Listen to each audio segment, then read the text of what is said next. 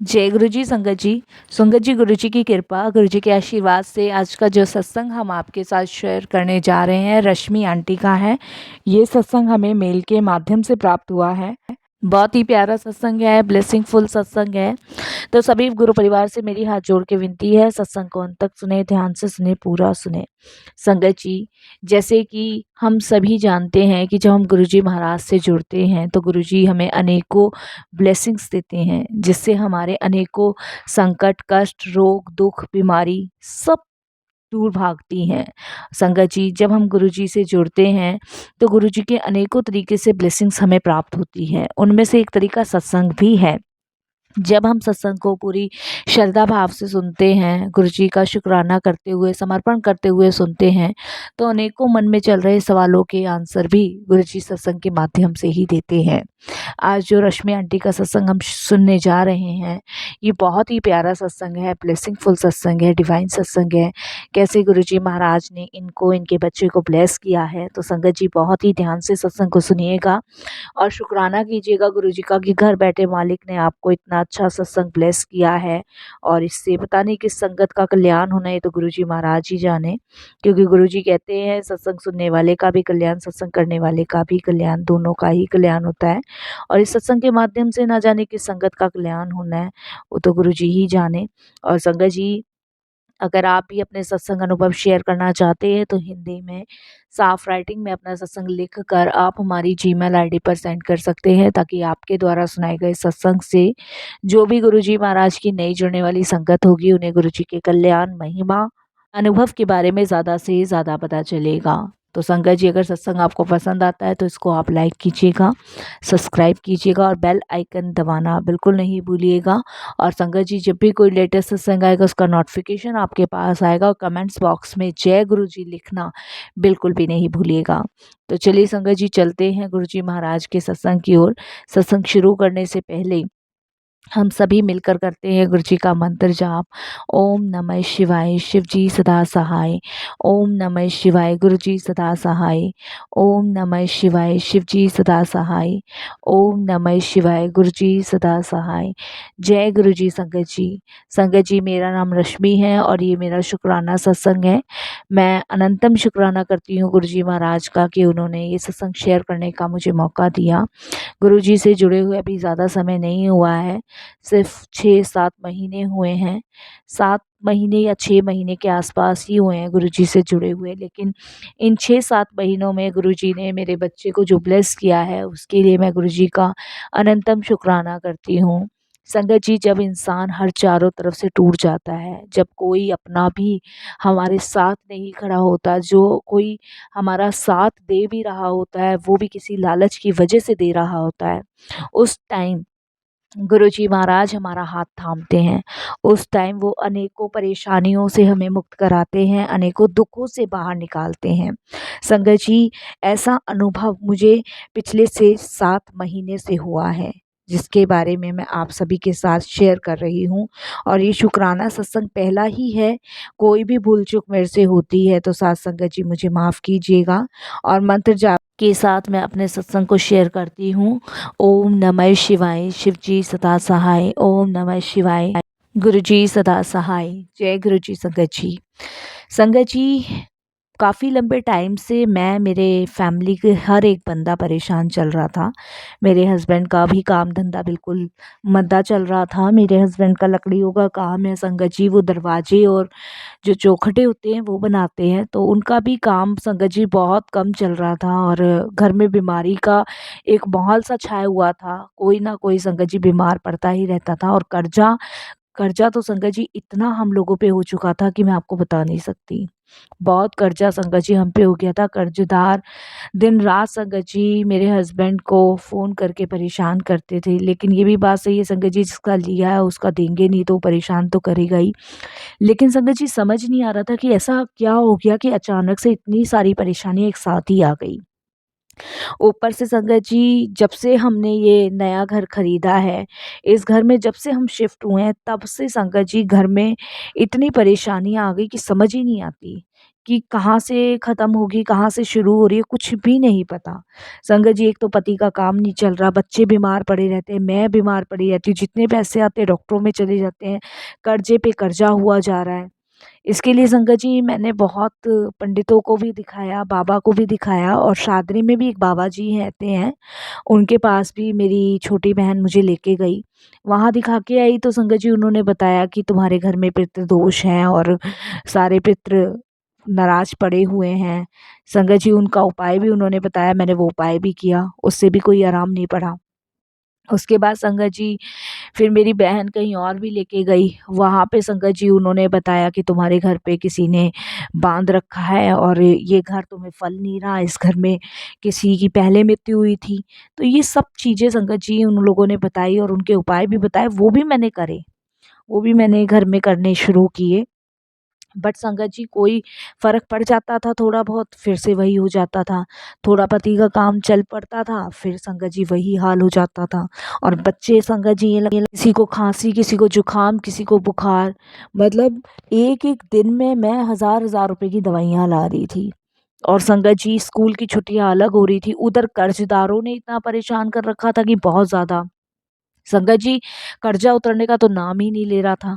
समझ नहीं आ रहा था क्या करूँ? मैंने मावस वाले दिन संगत जी खाना निकालना भी शुरू किया कि कहीं ऐसा ना हो कि पितृदोष हो, लेकिन संगत जी उससे भी कोई फ़र्क नहीं पड़ रहा था।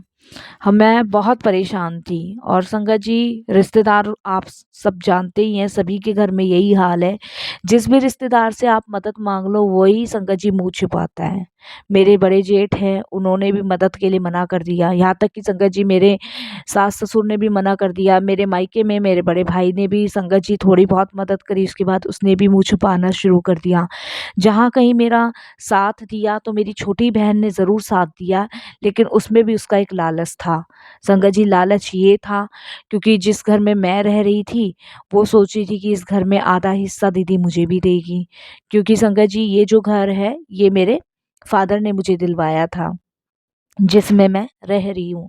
क्योंकि संगत जी जब मेरे हस्बैंड का काम बहुत अच्छा चल रहा था तो मेरे हस्बैंड ने मेरे फ़ादर की काफ़ी हेल्प की थी। तो वो पैसा उतार नहीं पाए थे, तो ये मकान मेरे फ़ादर ने बहुत लंबे टाइम पहले लिया हुआ था, तो ये मकान उन्होंने मुझे दे दिया था। और जब हम किराए के मकान में रहते थे तो हम इसमें शिफ्ट हो गए।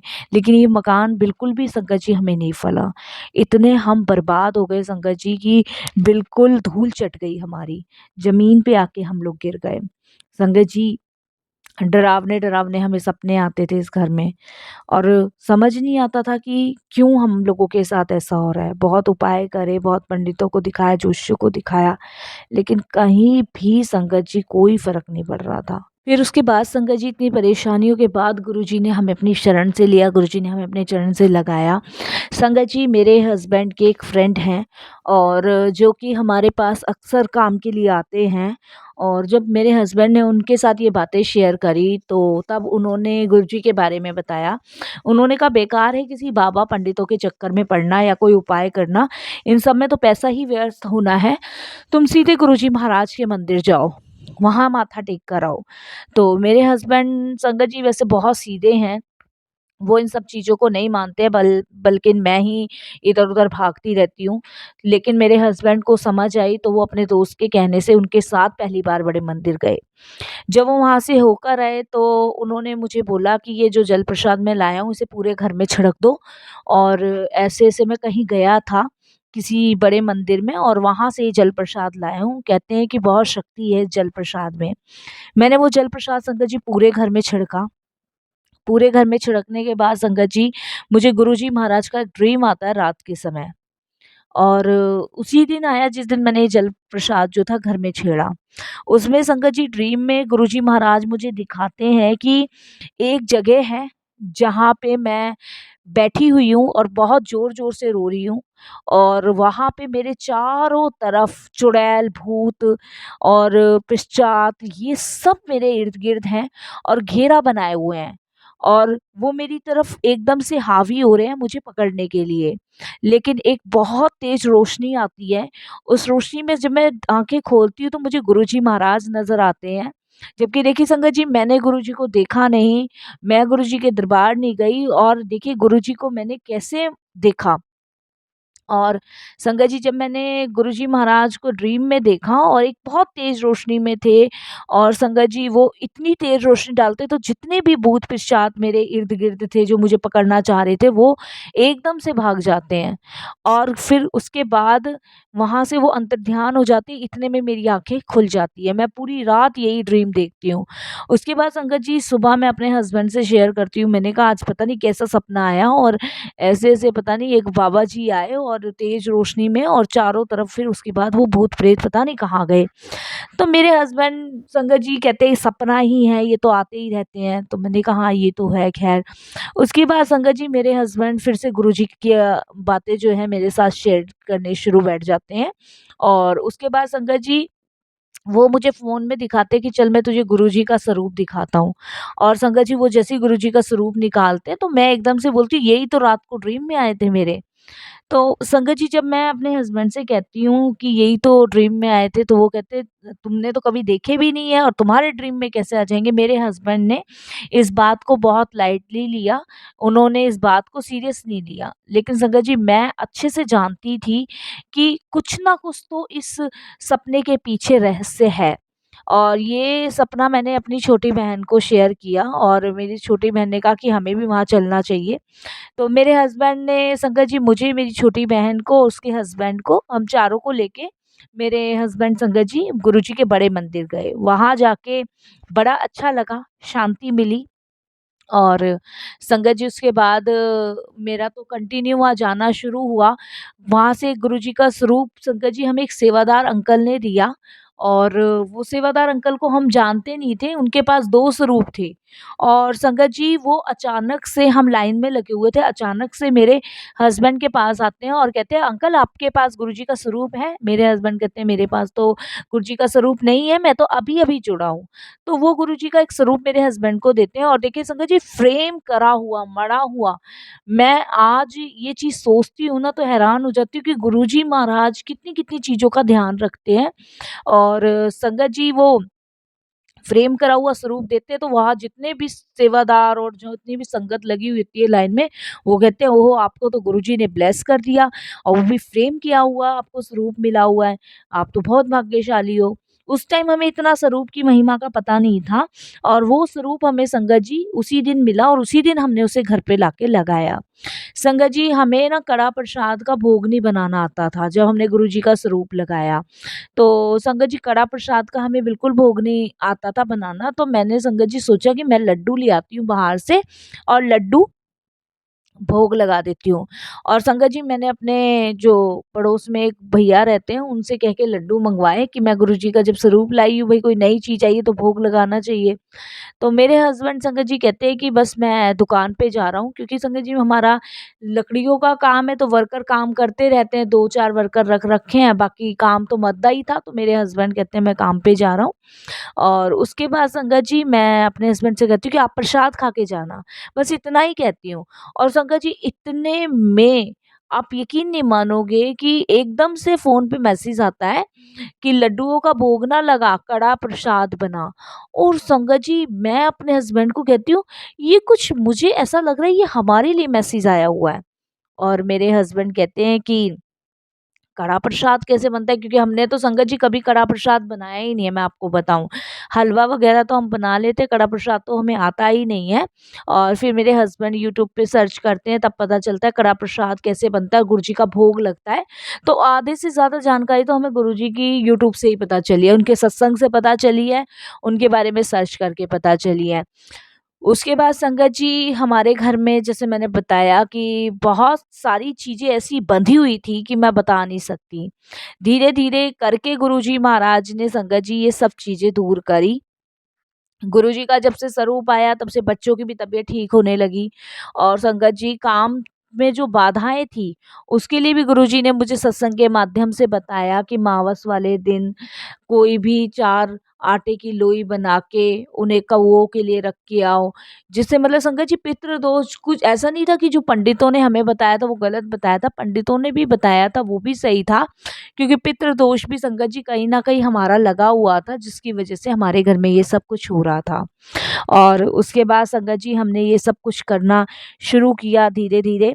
और गुरुजी की कृपा से अब तो हस्बैंड का काम भी बहुत अच्छा चल रहा है। ये जो 6-7 महीने गुरुजी ने जो किस्मत बदली है ना, वो सिर्फ़ गुरुजी कर सकते हैं और कोई नहीं कर सकता। और संगत जी, कल ही मुझे एक गुरुजी का मैसेज आया था कि मौनी अमावस वाले दिन मुझे पानी के अंदर थोड़ा-सा गंगा जल डाल के अपने घर के चारों तरफ छिड़कना है, जिससे मेरे घर में जितनी भी नेगेटिविटी है वो सब बाहर निकलेगी। और गुरुजी ने ये भी बताया संगत जी कि मतलब जब मौनी अमावस वाले दिन कोई भी इंसान एक आटे का दीपक अपने घर की चौखट पे जलाएगा, तो उसके जितने भी पितृदोष होंगे वो माफ़ कर दिए जाएंगे। और संगत जी, गुरुजी ने ये भी बताया कि उपले के ऊपर 4 लौंग और 2 कपूर और 2 बताशे जलाकर पूरे घर में घुमा दे, जितना भी पितृदोष होगा वो शांत हो जाएगा और तेरे घर का कल्याण होगा। तो ये सब चीज़ें गुरुजी ने मुझे बताई और संगत जी, मैंने ये करनी शुरू करी और मेरे घर में बहुत ही संगत जी आराम है।